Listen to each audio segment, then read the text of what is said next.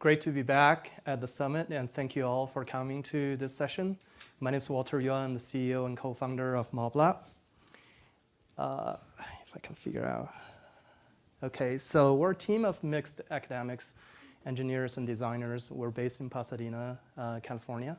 And prior to MobLab, I managed the experimental social science laboratories at Caltech and UCLA for a number of years. So what's the problem we try to tackle?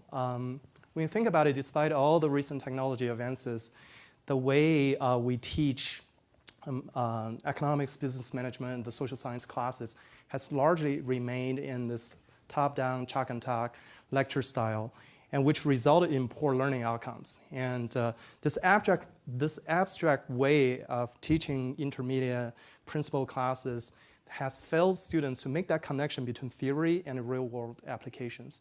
So we really see that students struggle, not because they lack of rudimentary analytical quantitative skills, but really rather lack of intrinsic motivation. And this is what we hope to change.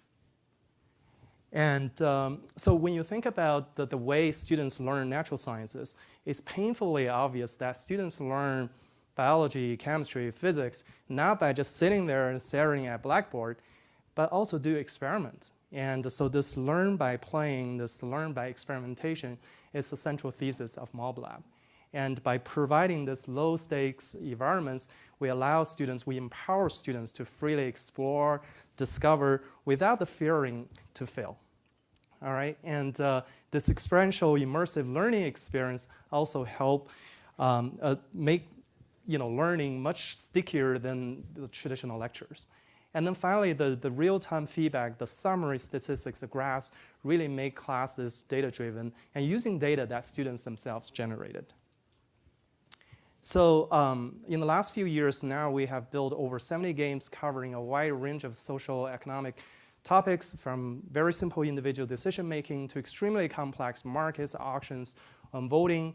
And all the activities are available on mobile devices, so students don't have to go to a computer lab to participate in these activities. And then we make these activities extremely time efficient so that you can do a number of rounds of market game in a matter of 10, 15 minutes. All these activities are there to augment, to complement standard lecture, not to replace it, at least not yet. And all the activities are customizable, so the games, the surveys are all templates, so the instructors can use them as they are or to customize these content to better fit their lesson plan. And then as I mentioned in the previous slide, everything, all the data, all the analytics are available in real time. And so while the whole experience is still warm to instructors and students. Finally, we also have been investing heavily in our technology. We understand that the fault tolerance is extremely low in classrooms, simply because the precious lecture time.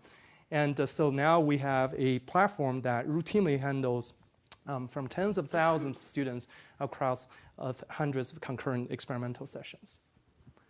So we switched from a free service in the first 3 years of MobLab to a paid service, paid subscription service at the beginning of 2015. Since then, now we have over 200 paid schools, literally all over around the world, and including many of the top private schools and most of the flagship state schools.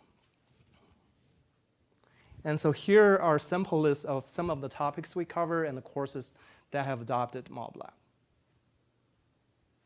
So what are some of the use cases? So classroom experiments, games, both for face-to-face class in the traditional classrooms as well as online classes. And classroom response system, our survey module now allows you to do surveys, polls, classroom quizzes, even question-based experiments.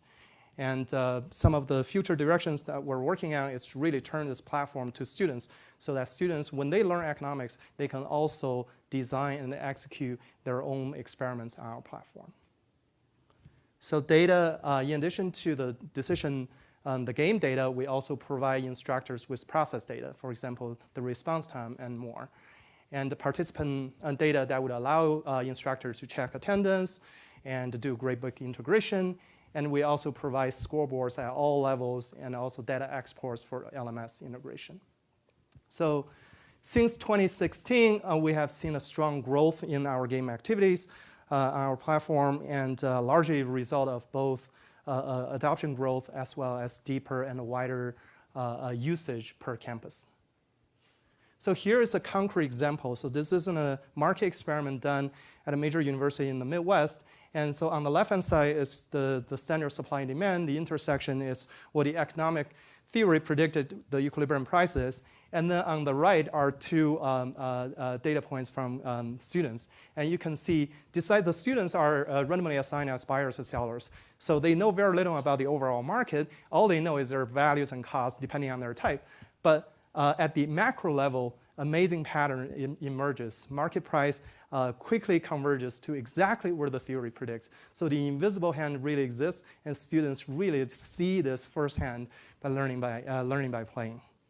And then you change things a little bit. You alter the market a little bit. You allow now students both buy and sell. You turn them into traders. So now students can speculate. And then all of a sudden you see bubbles and crashes. And so markets deviate. And so again, by changing the environment, you let students experience, not just sit there and listen, but experience these different market conditions, entering teaching by data and learning by playing. And so some of the future directions we're working on to make content sharing by instructors more convenient, both within their organization and across campuses, and encourage students to form team-based learning so that they can play as virtual players and develop strategies together, and to make our survey more game-like, so for example, question-based experiments.